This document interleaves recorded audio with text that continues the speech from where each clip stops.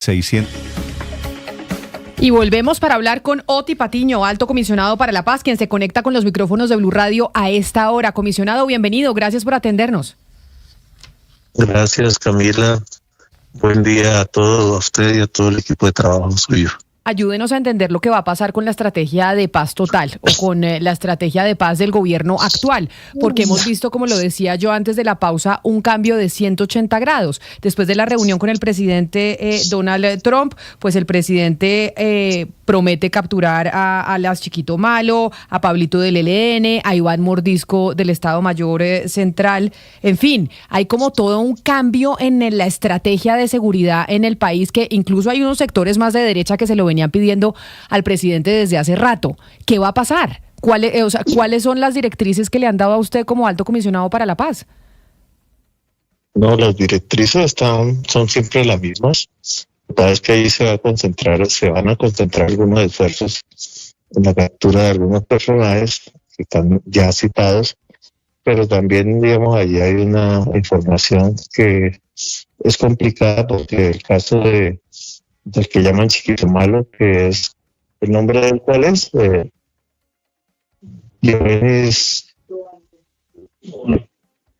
Giovanni de Jesús Ávila. No, señor Patiño, yo le voy a pedir un favor gigante. Vamos a mejorar la comunicación porque es tan importante el tema y poder escucharlo bien, que necesitamos mejorar el audio para poderle preguntar que específicamente. Sí, que se vaya a una ventana. Pues, no sé si es en un edificio, no sé, pero ahí entra mejor la señal. Pero lo que pasa es que sí, esto que están haciendo después de la reunión entre Gustavo Petro y Donald Trump, pues digamos, no sorprende, porque obviamente eso era lo que venían a pedir los gringos. Sorprende es que el presidente Gustavo Petro haya aceptado, porque durante 3 años y medio en Colombia diferentes sectores le dijeron: usted no puede entrar a sentarse a una mesa sin de verdad dominar el conflicto con esta gente. Cuando nos sentamos con las FARC era porque veníamos de 2 gobiernos de Álvaro Uribe que los tenía más acorralados que antes. Acá estos grupos, al margen de la ley, nos sentamos a negociar con ellos, no los perseguimos más y obviamente se fortalecieron de forma importante. ¿Por qué el presidente decidió ceder casi que al final solo por la presión norteamericana, o porque vio que lo otro no funcionó? Y acelerar, por ejemplo, las órdenes de extradición,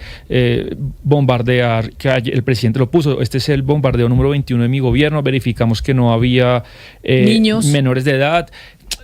Si hay un cambio, me parece que el señor Patiño ya tiene mejor señal, Camila. A ver, comisionado, ¿nos escucha? Sí, digamos. Bueno. Sí, lo escucho, claro. Ya lo oigo mucho mejor. Usted dice que no hay ningún cambio y que no le han dado ninguna otra instrucción, pero ¿cómo no puede haber otra instrucción si claramente la estrategia es completamente distinta a la que hemos venido teniendo durante los últimos 3 años y medio? No es completamente distinta. Había elementos de desinformación, por ejemplo, en lo que está haciendo el gobierno nacional con respecto al narcotráfico, fundamentalmente con respecto a ese tema. Muchas voces estaban diciendo que aquí habíamos, con base en los procesos de paz, paralizado la acción de lucha contra el narcotráfico basado en los procesos de paz que estamos desarrollando. De tal manera que la reunión que tuvo el presidente Petro con el presidente Trump fue una declaratoria y creo que eso fue muy importante para incluso desarrollar los procesos de paz, seguirlos desarrollando bajo la perspectiva que siempre ha habido acá, que es un elemento fundamental. Y ahora lo que toca es, en lugar de entrar en contradicción con el gobierno de Estados Unidos, mirar qué elementos de cooperación puede haber en esas luchas, en lugar de subrayar los elementos de contradicción que hay en esa lucha contra el narcotráfico. Claro, y eso es positivo, pero entonces, si todo sigue igual, ¿por qué el Clan del Golfo se levanta de la mesa? Después de la reunión con Estados Unidos. Allí ocurrió algo, y es que el presidente estuvo mal informado de que con el Clan del Golfo o Ejército Gaitanista de Colombia hubo la información de que la zona de ubicación temporal solamente era para albergar únicamente a los jefes del Clan del Golfo o Ejército Gaitanista. Entonces, con base en esa mala información, el gobierno nacional planteó, digamos, que había necesidad de una orden de detención contra el máximo jefe de ese grupo, que es Giovanni de Jesús Ávila o Chiquito Malo. Esa es, digamos, la única cosa. Pero es una información que desde luego recibió el presidente y que justamente en este momento vamos a lanzar un comunicado aclarando ese tema. Que justamente en eso, digamos, hay una decisión y un avance muy importante, porque los comandantes o jefes o cabecillas de esa agrupación están justamente ordenando la concentración de todas sus fuerzas, en una concentración gradual en alguna zona de ubicación temporal. Que se supone que yendo hacia allá fue donde se murió ahogado, alias Gonzalito. Se supone que ahí fue donde se ahogó. Pero mire, comisionado, dentro de esto, pues, digamos, pongamos a un lado estas capturas de alias Pablito, Iván Mordisco, Chiquito Malo, y hablemos de las extradiciones. Entonces, ¿por qué al día siguiente de la reunión del presidente Petro con el presidente Donald Trump, el presidente de la Corte Suprema de Justicia, Iván Mauricio Lenis, empezó a anunciar una serie de extradiciones que ya eran un hecho? Pues no solamente habló de esto que también se mencionó en la reunión de más de 800 extradiciones durante el gobierno de Gustavo Petro, sino que se anunció que van a extraditar a alias Botija de los Pachenca, a alias Araña de los Comandos de la Frontera, a alias El Mocho Olmedo, a alias Bobby, que también pues es del Tren de Aragua y que en este momento pues Estados Unidos tiene los ojos puestos en el Tren de Aragua, porque entonces esos anuncios se dan justo después de la reunión. Sí, digamos, como usted bien lo dice, durante esta presidencia se han hecho más o se han autorizado más extradiciones que con cualquiera de los gobiernos anteriores. Lo que ocurre es que hay excepciones cuando tenemos procesos de paz bastante avanzados, que donde el gobierno, pese a al dictamen que hace la Corte Suprema de Justicia, decide aplazar o suspender esas posibilidades de extradición, de tal manera que ahí no hay problema, digamos, no hay ninguna contradicción. La Corte Suprema tiene toda la potestad de aprobar la extradición cuando amerita. Comisionado, pero en ese sentido, de que se le extradite. Perdón, comisionado Patiño, le reitero la pregunta, pero entonces, ¿por qué esa confirmación se da exactamente la mañana después de la reunión de Donald Trump y Gustavo Petro? Porque precisamente el presidente de la Corte Suprema hizo el anuncio el día después. Sí, pero allí, digamos, hay una revoltura de nombres. Hay unos nombres de personajes que están allí que no tienen nada que ver con procesos de paz. Y hay solamente uno o dos nombres que sí es gente que está en procesos de paz. De tal manera que la Corte lo que está tratando de mostrar es que ellos sí están en la jugada, o sí, digamos, son consecuentes con los procesos de extradición y sí están consecuentes en la lucha contra el narcotráfico. Eso es todo. Pero allí, de los nombres citados, solamente, seguramente el nombre de Andrés Rojas es el que el gobierno no va a firmar, digamos, la extradición, o simplemente acepta, digamos, el ordenamiento que genera la Corte Suprema, pero aplaza su ejecución. Y desde luego con esta gente, ahí, digamos, hay un proceso también avanzado, ya están erradicando cultivos, están erradicando coca, y desde luego también están definiendo zonas de concentración, zonas de ubicación temporal de concentración. Pero los demás... Patiño, sí, dígame. Comisionado Patiño, no, le quiero preguntar por las zonas de concentración que ya habían sido establecidas, las 3 zonas de concentración, una en Tierra Alta en Córdoba, otras en el Chocó y una creo que en Bolívar. ¿Qué va a pasar con esas zonas de concentración ya que se tomó, que el Clan del Golfo se levantó de la mesa? ¿Se mantienen las autoridades, los alcaldes? Digamos, es un impasse debido a un malentendido y yo creo que eso se va a superar.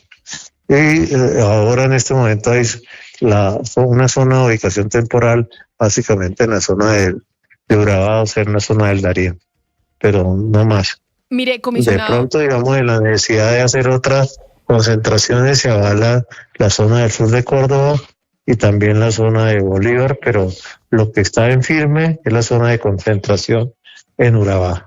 Mire, comisionado Patiño, usted sabe que en estos momentos, pues, al gobierno del presidente Gustavo Petro le quedan un poco más de 6 meses. Están los colombianos evaluando propuestas de campaña y uno de los temas importantes es la seguridad y sin duda alguna este acercamiento al proceso de la paz total, si se siguen sentando a la mesa el gobierno con estos grupos al margen de la ley o vamos a tener una ofensiva mucho más agresiva como la que estamos viendo en estos días después de que el presidente fue a Estados Unidos. Usted dice que no, pero pues es que no se puede tapar el sol con un dedo. Si hemos visto que se ha reactivado de forma importante la persecución a estos grupos al margen de la ley, que no está mal, solo que vemos un cambio. Lo deseable es que haya una ofensiva más clara con los grupos que no están sentados en ninguna mesa. Es lo deseable y lo que hemos pedido desde hace rato, que grupos que se han levantado de la mesa, como por ejemplo el grupo de Iván Mordisco, que bueno, el señor se llama Iván Lozada, o con el grupo del ELN, digamos, haya una ofensiva más clara.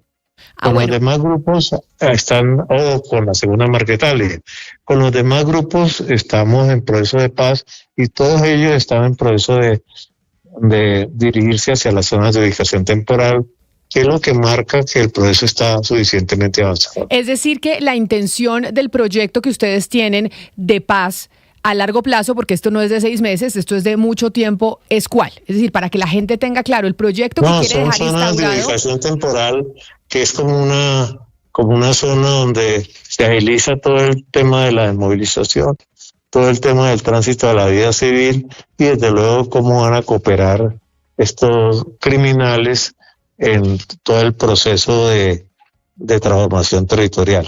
¿Y cómo se va a manejar esto durante la elección? Porque usted sabe que las cosas se recrudecen y en términos de violencia... Sí, nosotros tenemos que no hacer caso omiso a los temas electorales, pero digamos nosotros no podemos dejarnos conmover con los procesos electorales porque nosotros como Consejería de Paz no estamos tomando partido por ningún candidato. Pues es el comisionado de paz Oti Patiño quien se conecta con nosotros hoy precisamente para hablar de los cambios. Dice Patiño que no hay cambios, pero pues digamos las ofensivas que hay en contra de esos grupos que no están negociando en estos momentos con el Estado colombiano. Consejero Oti Patiño, gracias por estar con nosotros. Sí, pero le repito que la reunión de los dos presidentes fue una reunión aclaratoria en la cual el presidente Petro mostró que, digamos, sí había una política de combate de narcotráfico bastante fuerte, quizá más fuerte que en los otros gobiernos. Camila, permítame antes de que se vaya el comisionado Patiño preguntarle qué se sabe de Iván Márquez y de otros jefes de esos grupos ilegales que se encontraban en Venezuela tras la caída de Nicolás Maduro. ¿Qué ha pasado con ellos? ¿Continúan en ese país? ¿Márquez dónde está? Pues ojalá los capturen, los que quedan en la segunda Marquetalia, y si están en Venezuela, pues esperamos que al actual gobierno venezolano se ponga las pilas en ese sentido.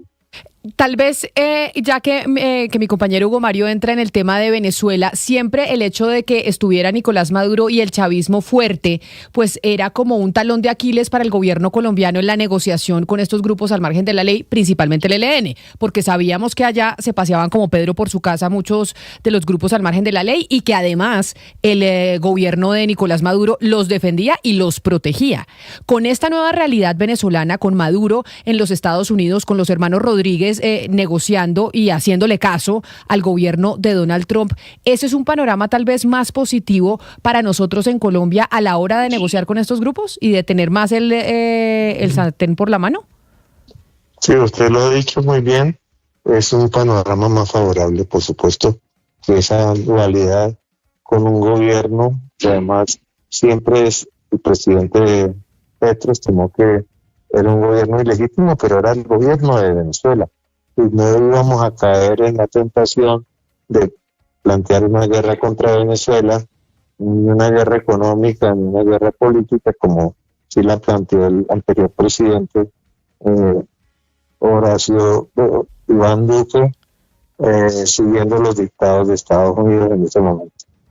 Pues es Oti Patiño, consejero de paz. Mil gracias, comisionado, por estar con nosotros aquí en Blue Radio. Claro, con mucho gusto. 11 de la mañana, 23 minutos. Dice Ana Cristina, el comisionado Oti Patiño, y lo reitera, que no es que se haya cambiado la estrategia, sino que pues allá en la reunión se evidenció y se mostró que siempre ha habido una persecución a estos grupos al margen de la ley. Yo la verdad tengo una percepción distinta, pero puede ser percepción. Yo no sé si usted lo vea o tenga la información pues diferente a la que da el comisionado de paz Oti Patiño, porque sí parece que la estrategia fue obviamente arreciar mucho más en la persecución a los cabecillas de estos grupos. A ver, Camila, esta información que yo doy de estas 800 órdenes de extradición, esta fue la información que el gobierno nacional llevó efectivamente al presidente Donald Trump.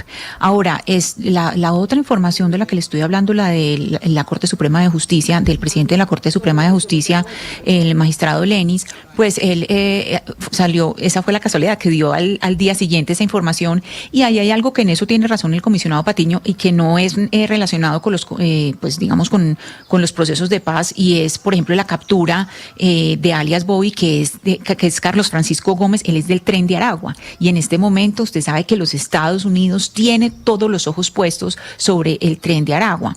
Entonces aquí puede haber, claro, este año el mismo ministro de Defensa ha dicho que se han hecho, en los últimos meses, que se han hecho varios bombardeos, se habla de 22 bombardeos, pero pues aquí la cosa es que se está contradiciendo pues uno de las premisas del gobierno Petro, que era no bombardear, y precisamente pues por el peligro de la presencia de menores de edad. Pero Camila, a mí de esto de las zonas de concentración, me preocupa mucho una cosa, más allá de qué puede o no puede hacer el ejército, y más allá de lo otro, que es las elecciones, que es gravísimo. Pues además el comisionado nos dice que él no es autoridad electoral, pues nosotros sabemos que no es autoridad electoral, pero es que se está jugando un derecho básico, que es el derecho al voto. Me preocupa mucho el papel de la población civil. ¿Por qué? Porque estos grupos criminales se están matando entre ellos. Es decir, también hay una guerra entre ellos. Y ahí en la mitad, en estos territorios donde hay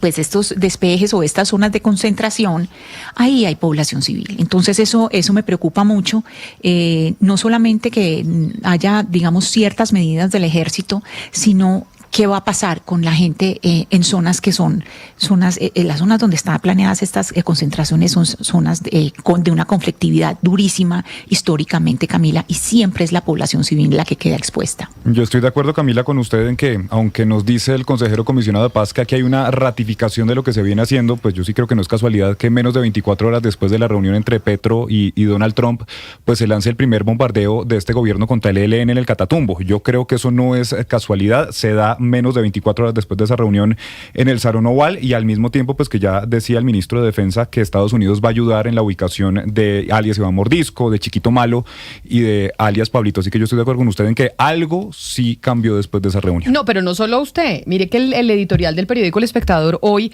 habla del primer efecto de la alianza Petro-Trump, y es que el mensaje de la Casa de Nariño ha sido contundente. La fuerza pública continuará con su persecución al crimen mientras no haya gestos claros de paz. La pelota está en la cancha de los criminales, y lo que había pasado en 3 años y medio es que, a pesar de que no había gestos claros de paz, nosotros, o pues digamos el gobierno, seguía poniéndoles el tapete rojo y sin persecuciones claras. Sí.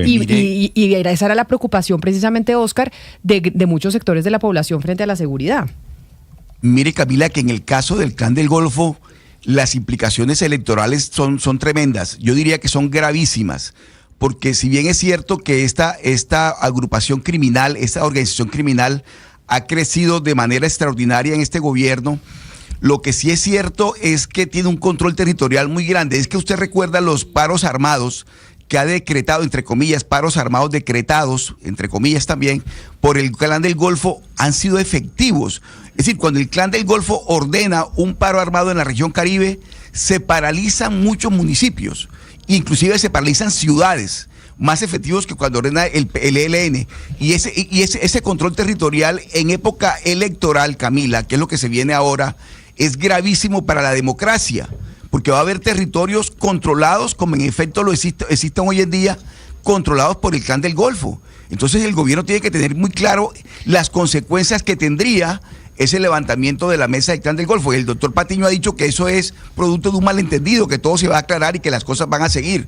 Pero mientras aclara todo, no hay que perder de vista los efectos que tendría desde el punto de vista electoral que el Clan del Golfo tenga control territorial en la región Caribe. Y un poco también, Camila, quedan no quiero ser irrespetuoso, pero quedan pintados en la pared Ariel Ávila, autor del proyecto de paz total en el Congreso, Roy Barreras, que como presidente del Senado en el primer año de legislatura la defendió y la promovió, Iván Cepeda, que legislativamente no estuvo nada activo, sino su tarea de la pe a la pa en este gobierno fue negociaciones. O sea, yo entiendo lo que usted me dijo ayer y que hay unos matices, pero ellos quedan pintados en la pared. 3 años y medio con un costo político alto, con el país diciéndoles críticas duras y el gobierno a 3 meses de las elecciones cambia radicalmente de política. No, pues, pero porque estaba sentado con Donald Trump y además porque fíjese lo que yo le decía a Oti Patiño, esta situación en Venezuela sin duda nos favorece en esa confrontación claro, con los grupos al margen de la ley, porque es que antes estos señores estaban protegidos por Maduro, ahora ya con esta situación y con esta relación que están teniendo los Rodríguez con Trump para permanecer en el poder y que no les pase lo mismo, pues ya la cosa cambia y entonces es más fácil poder enfrentarse y decir o se sientan o señores pero nos además vamos casi, Camila, con cooperación incluso de las autoridades de Venezuela con las de Estados Unidos. Claro. Pero mire, Camila, yo estoy de acuerdo, o sea, creo que no hay duda de que hay un cambio de estrategia y de posición del presidente Petro frente al conflicto y los grupos armados ilegales en Colombia. Pues es que hace un mes les decía hermanos a los jefes del ELN, les decía hermanos, hagamos la paz, y ahora los bombardea, y no es coincidencia, como lo decía Lucas, que sea ahora después de la reunión con el presidente Trump. La gran pregunta es qué va a pasar con el tema electoral, porque es que una y otra vez hemos escuchado a Iván Cepeda diciendo que él va a insistir en el tema de la paz total. Y ahora cambia el presidente Petro de posición frente a esa política de paz. Pues es que por eso es importante hablar con Iván Cepeda. Los escenarios Cepeda. Porque una de las cosas que están muy delicadas en la democracia colombiana es que los dos candidatos que van liderando las encuestas pocas entrevistas dan. Es decir, da más entrevistas a Abelardo de la Espriella que Iván Cepeda. Y no quieren ir a debates, Camila, o sea, no además. puede ser. O sea, de verdad, los señores que van liderando las encuestas no hablan y no responden a estas preguntas. Y no dan debates. Que tenemos los periodistas y la gente. O sea, la gente es la que tiene las preguntas. Iván Cepeda, ¿cuál va a ser su proyecto de paz? ¿El mismo que ha manejado Gustavo Petro durante 3 años y medio o el que viene manejando hace una semana? Porque tenía la reunión con Donald Trump. Abelardo de la Espriella, ¿qué responde, por ejemplo, sobre el tema de Alex Saab? ¿Cuál va a ser su política frente al tema? Yo creo que son los candidatos, los que van punteando, los que tienen que contestar. Es que no contestan. Sí, no. Y además, Camila, la posibilidad de ir a debates, esa es la importancia de los debates. Mire, sobre el Clan del Golfo y lo que estamos hablando, mire, primero del ELN, Hugo Mario, también hay que acordarse que hace más o menos un año, el presidente Gustavo Petro les preguntó al ELN, les dijo, ustedes tienen una oportunidad de mostrar si ustedes están del lado de Pablo Escobar o de Camilo Torres, de cuál de los dos lados está, ¿cierto? Como diciéndoles, ustedes son unos narcos o qué están acá. Y sobre esta incidencia electoral de la que habla Oscar, que me parece que es indudable la incidencia electoral y que es muy importante, ese fue uno de los argumentos precisamente para incluir al Clan del Golfo en lo que llaman el diálogo sociojurídico. ¿Por qué? Porque cuando se dialoga con un grupo, pues uno de los criterios es que tenga dominio territorial, que tenga, pues que sea alzado en armas, que tenga un dominio político, es decir, que también tenga poder político, y cuarto, la ideología. Lo cuarto es con lo que no cumple.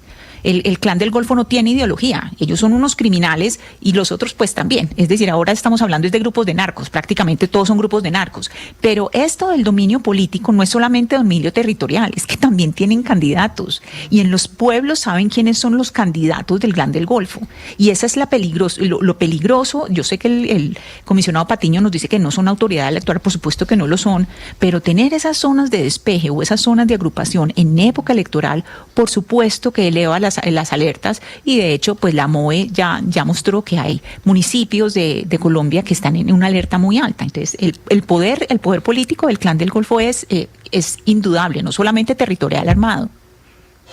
Es noticia política. Y hablando de noticias políticas, 11 de la mañana, 33 minutos, mucha atención, porque se sigue moviendo el ajedrez de las consultas. Daniel Quintero vuelve a la contienda presidencial porque en el Consejo Nacional Electoral Andrés Carmona, pues arrasó 7-1. para que siguiera participando o para que pudiera participar en la consulta del 8 de marzo. Así es, Camila, noticias de último minuto. La Sala Plena del Consejo Nacional Electoral avaló la participación de Daniel Quintero como candidato presidencial, como precandidato en la consulta por la vida, mientras que a Iván Cepeda le dicen: usted solo puede ser candidato en la contienda de la primera vuelta del 31 de mayo. A Daniel Quintero le están diciendo: bien pueda, participe. Le voy a explicar cómo fue la votación. 7 contra 1, 7 magistrados contra 1. Ese salvamento de voto fue el de Maritza Martínez del partido de la U. El resto de magistrados votaron a favor de la ponencia presentada, ojo, por los mismos que presentaron la ponencia del caso Cepeda.